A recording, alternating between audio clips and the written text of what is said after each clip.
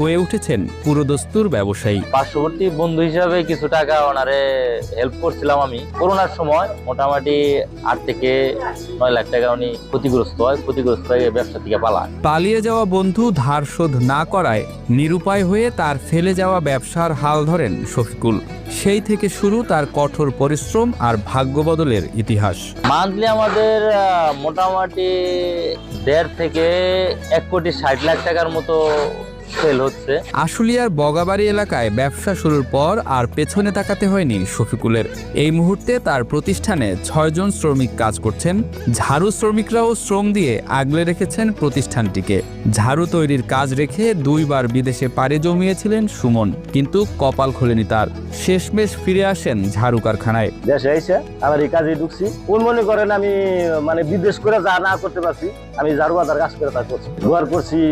ঘর করছি,